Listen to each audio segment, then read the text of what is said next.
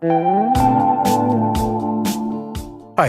I'm Gregg LeFevre, and this is The Compulsive Storyteller, a podcast series of short personal stories that proves that truth can be stranger than fiction. In this week's episode, entitled Tin Can Ladies, I start observing a group of older Asian women in my neighborhood collecting cans. But when my altruism becomes too much of a game, I get a message from the universe that really shakes me up.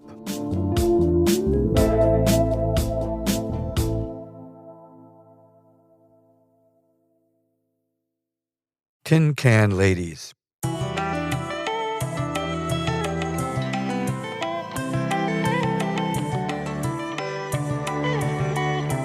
They started to appear on the streets of Chinatown, Soho, and NoHo in the early 2000s.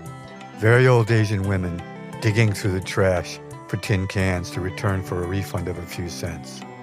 I call them Tin Can Ladies, or Can Ladies for short. After a day of collecting, they often have 2 large trash bags filled with cans, suspended at either end of a broomstick, which they balance on their shoulder. A way of carrying that's common throughout Asia, but until quite recently is a rare sight on the streets of New York. My heart goes out to them. They're almost all short in stature, with deeply wrinkled and weathered faces from spending their days outdoors in the sun. They never bother anybody, they don't ask for money, and are seemingly invisible to everyone else on the street. I usually try to give them $5 or $10.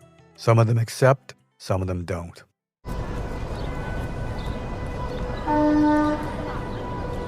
On one occasion, there was a stout older Chinese woman who'd opened the lid of one of the new, tall New York City Department of Sanitation green trash barrels. She was balancing on her belly on the edge of the can, with her torso, head, and shoulders down inside. I stopped nearby and held out my arm over her stiffened legs, which were sticking out, so if necessary, I could keep her from falling in.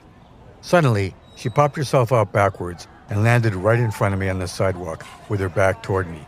When she turned around, she jumped with fright because I was now standing very close to her. I smiled and apologized, which she didn't seem to understand. When offered $5, she shook her head no and said with a heavy accent, No, this is my job. Then she loaded up her bags and quickly walked away. She was the exception, though, not the rule. Usually, when I offered one of the can ladies money, they readily accepted it, bowing toward me with their hands folded as if to pray. In the early evenings, they gather in a group on a corner near my loft in Soho to wait for a beat-up, graffitied old cargo van that pulls up. Usually, it's a rough-looking young Chinese guy wearing black jeans and a hoodie who climbs out to weigh their cans. And if their angry arguments in Chinese are any indication, they often get cheated out of part of their paltry earnings.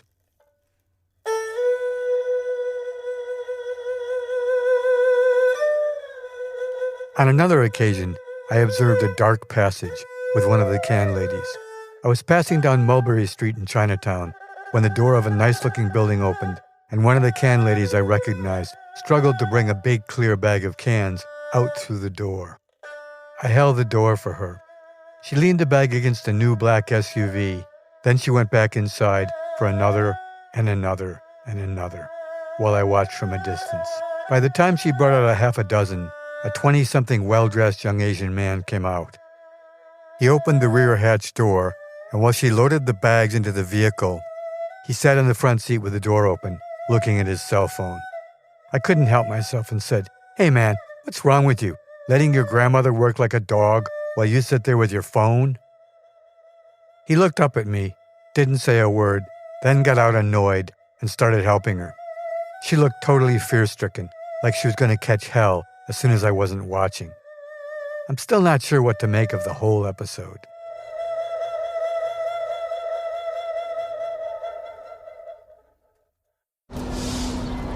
And so it was that while I sat outside a sidewalk cafe on Kenmare Street with my Nigerian model friend Obiani, a can lady stopped to work the corner trash barrel. I told my friend about my newfound interest in them and suggested that she watch to see what the can lady's reaction would be when I offered her some money. The old lady had just finished up her search, and I was hurrying to reach her before she crossed the street. I stepped in front of her as she toted her big bags and took out my wallet to offer her $5. She looked confused until she saw the money, and after a moment's hesitation, she took my offering.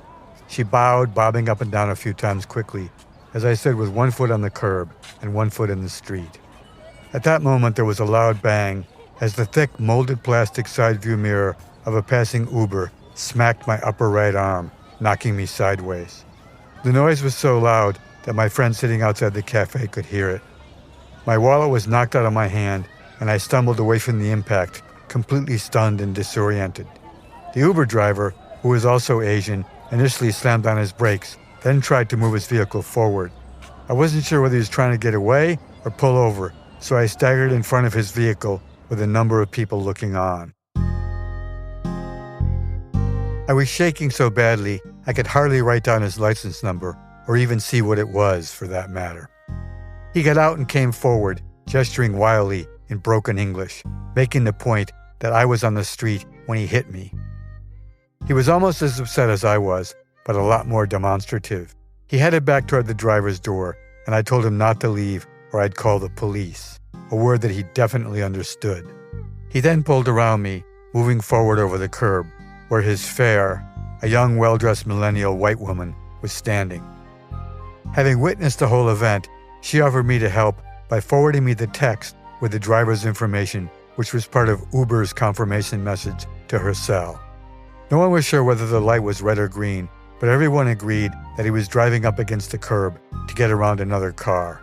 By this time, the driver and I had each settled down a bit, and he apologized over and over again in English. His fare got into the car, and off they went. As I walked back toward my table, the old tin can lady, who I had given the money to, came up beside me and silently handed me my wallet, bowed one last time, and then hurried away with her bags. She'd been standing aside waiting, invisible during the entire incident. As Obiani and I sat down, we appreciated the humor of how badly my "Hey, watch this" presentation had gone awry. We laughed until we cried.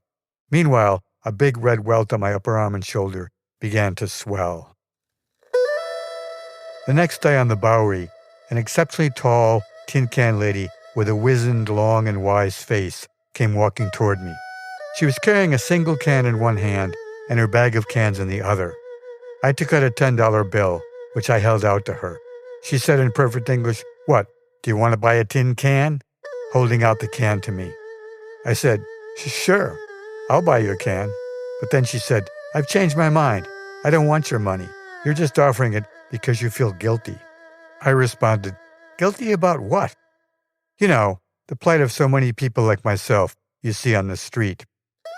"So what's wrong now with my helping?" I asked. She responded with a wry smile, "Only if you ask me nicely." "Okay," I said, also smiling. "Please be so kind as to take my money." She took the 10, responding, "Just don't forget, I'm doing you a favor." "Well, thanks so much for the favor." With that, she turned on her heel and walked off decisively, never looking back.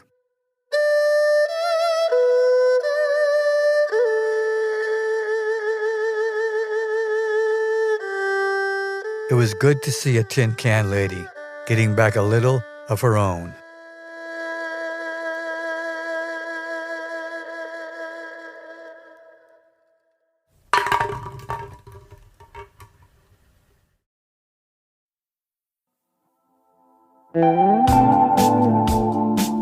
The Compulsive Storyteller is written and narrated by me, Gregg LeFevre, and co-produced with Peter Kokoma, who's also made our theme song.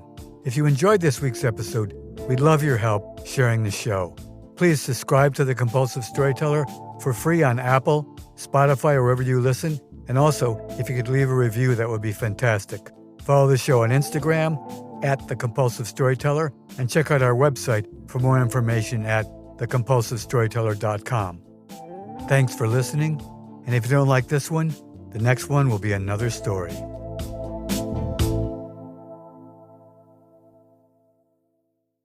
The characters and events portrayed in this podcast are based on my truth, with some names and facts changed for privacy. All conversations and dialogues are based on my best memory, but are not word-for-word recreations.